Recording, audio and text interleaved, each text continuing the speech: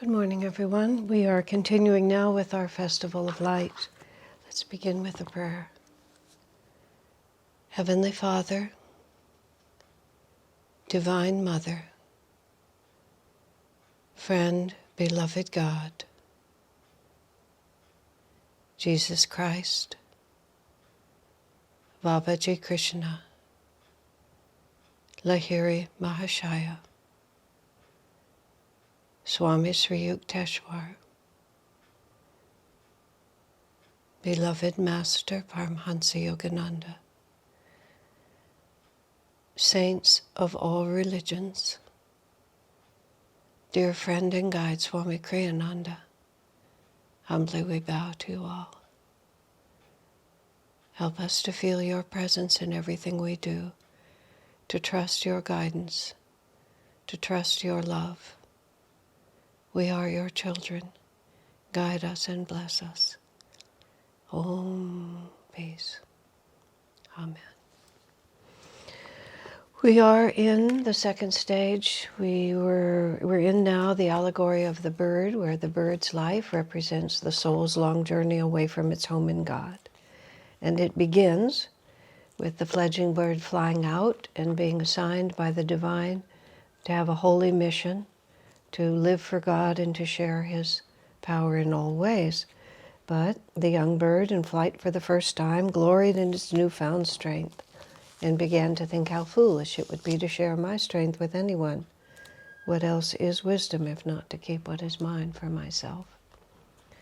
And so, now starting on the new part, we, like that bird, entered upon the second stage of the soul's long journey away from its home in God, the stage which is called the revolt.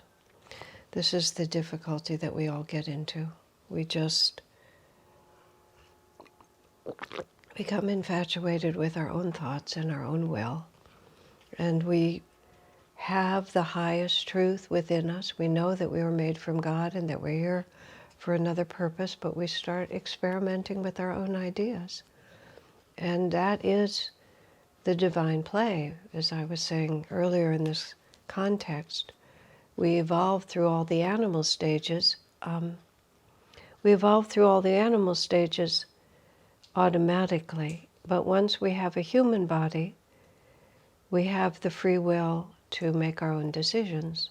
And also the human being has the capacity, as I've heard Swami put it, to develop unnatural appetites.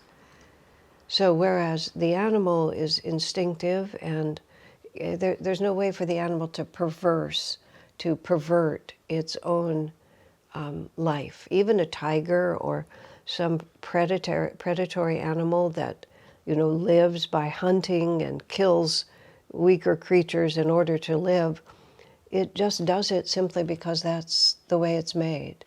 And it doesn't do it out of malice or out of any kind of sadistic pleasure. It's vicious. That's its nature, because that's what it does to live.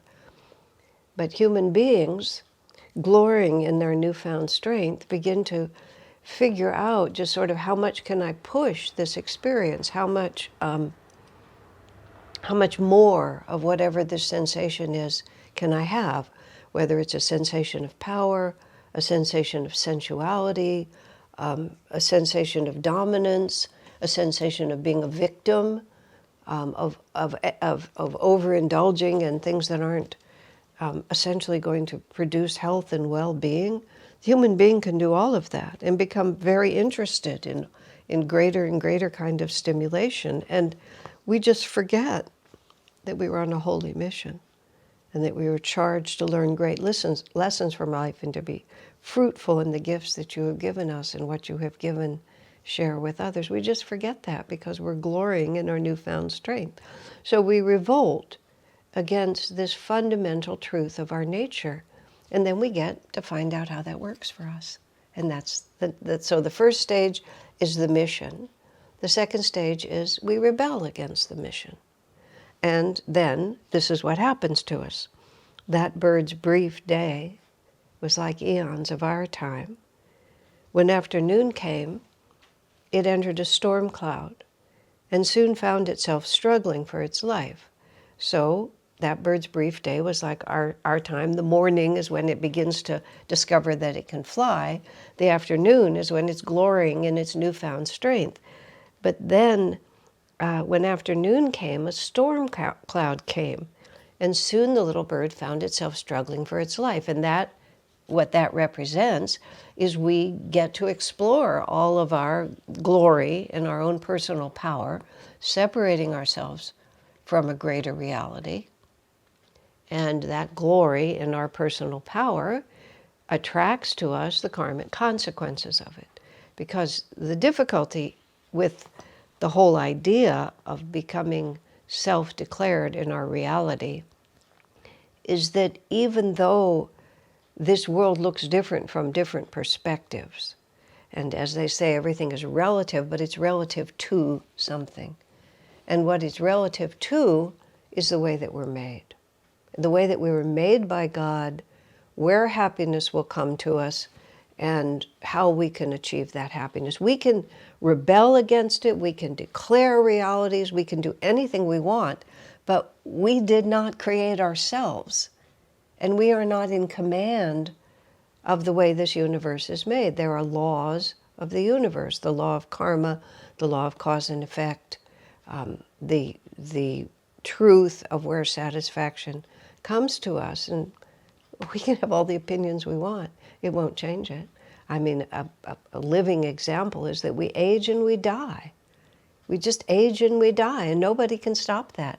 In the Bible, it says you can't add one hair to your head or something like that. I believe it says the very hairs on your head are counted, which is a way of saying that everything is created and determined by the divine. Human opinions have no actual effect on those realities. It's a revolt, but it's a completely impotent revolt, because karma will catch up with us. So when afternoon came, the storm clouds came, and wind and rain, and when the afternoon came, it entered a storm cloud and soon found itself struggling for its life. Karma caught up with it. Wind and rain lashed at its wings. The more it fought back, the weaker it became. So what we're saying is, the karmic conditions come, and I'm just continuing to be in revolt. I often say that there's two ways to speak to God, although if you're in revolt, you may be even denying that there's a higher reality at all. I am the master, I'm glorying in my newfound strength. So we just fight back.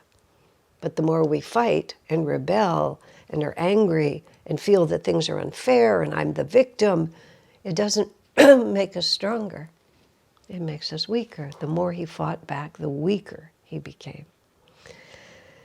Give yourself into my hands, cried the wind. To your strength I can then add your own. And this means, look, there's a tide of power flowing through here. And if you stand against it, it will demolish you. But give yourself into my hands. Trust the divine power. Ask the question, and this is what I was starting to say. We can say, God, why are you doing this to me? Or we can make that a genuine, receptive inquiry. God, why are you doing this to me? Help me to understand. Show me what the wisdom and the truth and the lesson is here that I'm trying to learn. When my parents were in the last years of their life, and there was a lot of physical difficulties that started to come in. My mother had Parkinson's. My father got weaker, and his mind got weaker at a certain point. And it was very difficult. But what I realized was that they were at the end of their soul's long journey in this incarnation. They were reaping the results of the 80-plus years that they had lived. The karma that was coming to them was exactly the right karma for them. Even if I wanted the karma to be different, this was their karma. So what I really wanted for them was for them to end victorious. And that didn't mean that they had to end without illness, but they needed to learn whatever it was God was trying to teach them. And that's what my prayer became, which is been infinitely useful in all circumstances. Lord, whatever it is you're trying to teach them, help them to learn it. Because that's what I wanted. I didn't want them to escape necessary life lessons. So here the wind cries, give yourself to me, give yourself to the process that has come to you, trusting, and then the wind's strength will become your own strength. You'll be going with the tide of karma, and with the tide of what the karma is trying to teach you, is what I'm trying to say. Because the wind has come to bless you, not to break you. Swami Master said, God sends us trials not to break us, but to awaken within us infinite strength. And he says, to your strength, I can then add my own. At last, the little bird heeded this counsel. Then suddenly it found itself soaring joyously high above the clouds. Now it's cooperating with the flow of life, even if the flow of life is not what it wanted. Swamiji often tells this story about, it's said to be a true story, about a man who was very, very wealthy, but in 1929, when there was a huge economic crash in the United States, he lost all his wealth. And he was in a state of complete and utter despair, and he went to, he made arrangements for his family to be in one place, and then he went down to the seashore, and his intention was to walk into the ocean and drown himself. And he kept trying to swim out, so he could swim out so far that he would not be able to swim back. But the waves coming in, the incoming tide, was so strong that he just couldn't get past. He couldn't get past those waves. And he kept being tumbled around. And when he was crashing on the beach, he happened to see where he was lying on the sand. He saw a very, very delicate shell, and it was completely intact. And that shell had been battered by the same waves that were strong enough to move him, a large human being like this. And so he took that shell and he kept it. And he realized that it wasn't the waves that were causing him to be in despair. It was his unwillingness to cooperate with where the flow of life was taking him. And he saw that little fragile shell simply surrendered to the waves. And in surrendering, it was preserved. So he began anew, and I don't know what the details are, but he survived, and I think even regained some of his wealth, although perhaps never as lavishly as before. But he learned, I am on a holy mission. And the wind said to him, surrender to me. So he surrendered to what his karma had brought him, and found that the wind could add its strength to his own. At last the little bird listened, heeded this counsel. Then suddenly it found itself soaring joyously high above the clouds, which is high above the suffering of the karma. He may still have had to go through the karma, but he didn't have to be in revolt against it. Then hours passed and night fell, because this lesson, the bird is just beginning to learn the lesson. He hasn't finished by any means. The little bird grew afraid. How it cried, "Can I fly in this darkness?" And the night whispered, "Fear not, for lo, peace awaits you in the unknown. Surrender to me, and your strength will be renewed."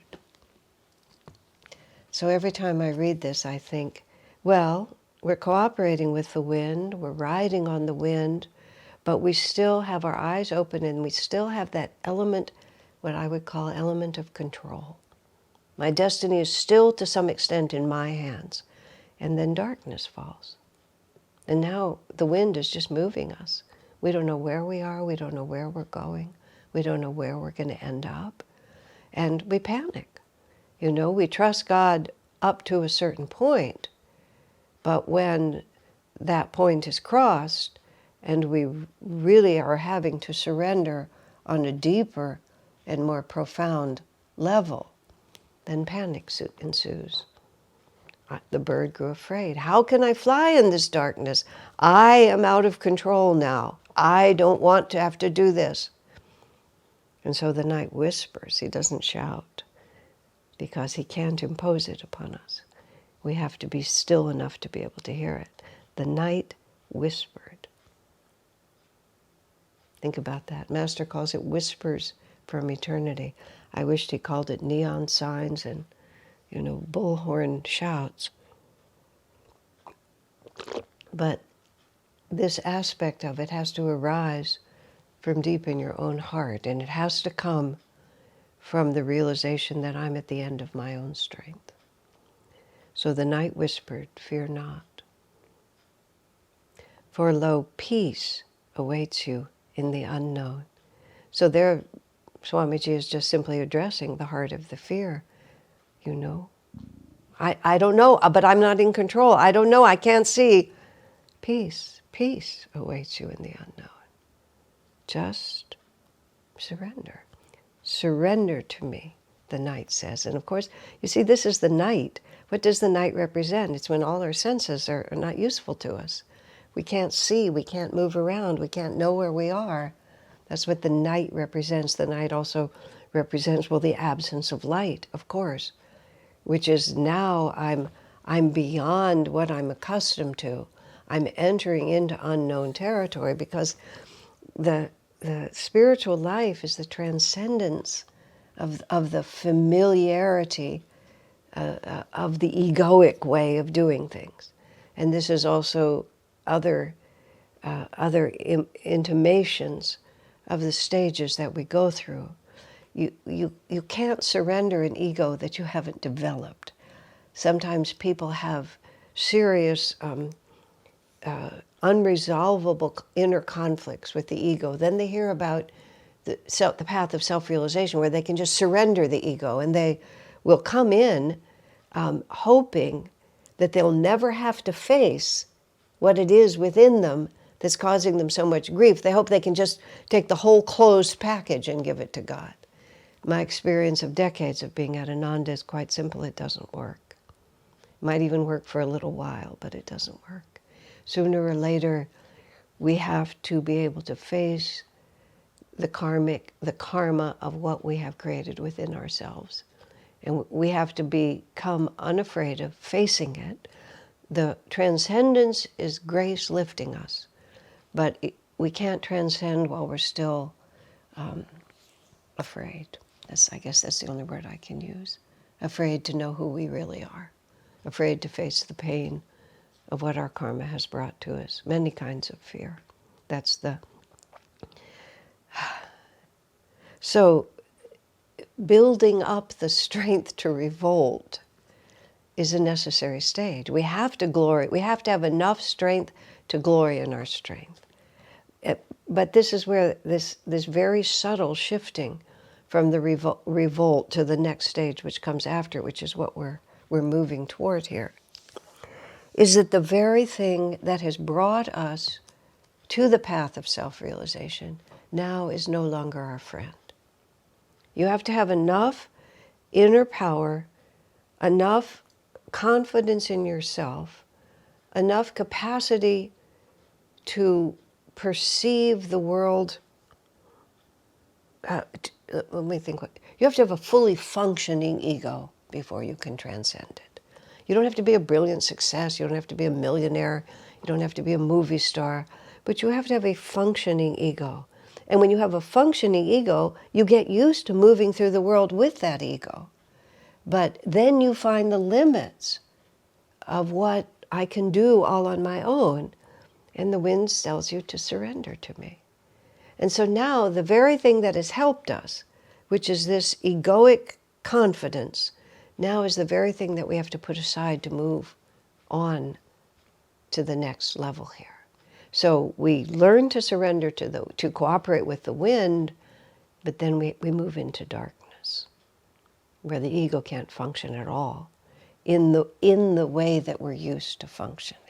I know people talk about all this time and it gets a little confused, but it's that we just realized I can't solve this on my own. I need help. That's why we turn to God, because we've reached the limits of what we can do. And so the night whispers, "Fear not, for lo, peace awaits you in the unknown. Surrender to me, and your strength will be renewed." I can't tell you how many times in my own life, and certainly other people coming to me, a man who had to go through a very, very difficult cancer treatment, very painful, very hard to endure. And he was a very strong man who really had made his way in the world with an enormous amount of personal strength. And he got this terrible cancer. He said the cancer itself and the treatments that he went through in an attempt to prolong his life, he said, brought him to an edge of helplessness he had never been in before. And in that helplessness, he was forced to surrender in a way that he didn't even know existed. And in that surrender, he found more joy than he knew existed anywhere. And he was totally transformed. He lived maybe another 6 months or a year, but it didn't matter because he had fulfilled what the karma of that life was.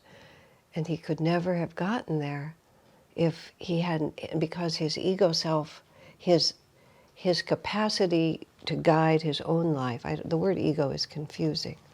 His capacity to run his life was so powerful that he had to, his soul's longing for freedom had to unleash a wave that was strong enough to counter it. And it was beautiful to see. So the life ended relatively, younger than you might have thought. But he'd done what he came to do. And that was enough. And surrender to me and your strength will be renewed. And then I love this line. And after a time, how long a time? How many millions of incarnations? How many days and nights for this little bird? And after a time, and Swami calls him the tiny rebel at this point, because he's in the stage of revolt, but he's tiny, not compared to himself, but compared to the greater reality of which he is a whole. There he was, thinking himself the source of everything, and who cares what my holy mission was? I can do it myself. So Swami emphasizes the tiny rebel. He was just a drop on the great ocean of spirit. Here we're celebrating the fact that we were all, waves on the bosom of the infinite sea, and now our tiny rebel is thinking that he's in charge of the whole world. And after a time, the tiny rebel surrendered and found the night's counsel true, that the night had whispered to him and the dark was not really dark. It was just silence and separation from the things of the world. And then it goes on. Now that he's surrendered and his strength is going to be renewed, all of creation begins to speak to him. And rain and sky and grassy fields all sang. This is like he looks at God's beautiful world with new eyes. The night now has lifted, the night of his false identification with his limited self. And now he's coming back into beginning to know that he's part of a greater reality. So rain and sky and grassy fields all sang to him. All of creation speaks to him now. Behold, your very strength to fly has never been your own. The little bird has forgotten that he was a fledgling sent out by his parents, raised and nurtured by his parents, guided and instructed by his parents. But he began to feel that the strength was his own. And now all of creation so sweetly says to him, behold, your very strength to fly has never been your own. Why were we born? Why do we die? There's a great mystery around us that is not within the power of the ego to answer. Behold, your very strength to fly has never been your own. Look to the source of all power if you would conquer fear and weakness. The lack of self-mastery, that's the source of all suffering in this world. is that we just, our minds, our feelings, our desires, our physical bodies, completely out of our control. We have a little bit of influence, but mostly we're... So we have fear because the source of all mental unease is fear. We fear we're going to not have what we need for happiness, or the little happiness we have will be taken away from us. It's all about fear. And weakness is the lack of courage to do what we know we have to do. It says, look to the source of all power if you would conquer fear and weakness. And the bird asked, which is now, you see, the bird is asking a question, where can I find that source? If finding the source of power is the way for me to escape my suffering, where can I find that source? And they answered, because when you actually ask, as the bird listened to the wind, the bird listened to the night, and now all of creation is saying, here is the answer. And so now the bird actually asks a useful question. Where can I find that source? Because he's been battered. He's been battered and he's suffered. And he's recognized the limits of his own power. So he asks a real question, where can I find that source? And they answered. Just as simple as that. He asked, they answered. And that's the model of life. You ask, and creation answers. But if you don't ask, you don't get an answer. God, why are you doing this to me? Is not a question. God, why are you doing this to me? That's a question. And they answered, seek it in the farthest depths of being in your own self. What are we doing here? We are celebrating our own greater reality. The divine light returning anew has given us power. The sacred keys are in our hands. Oh, now the bird is coming back to why we're here. Seek it in the farthest depths of being in your own self. The answer lies within you. That's what the sacred keys of awakening are. Thus, gradually, and again, here's this word, gradually, the bird entered the third stage of the journey, which is called the quest. So we are given a mission, we fall into revolt, we suffer from the futility of that revolt, and then we begin to really ask in such a way that we will really listen to the answer. The quest, the true quest for truth. God bless you, my friends.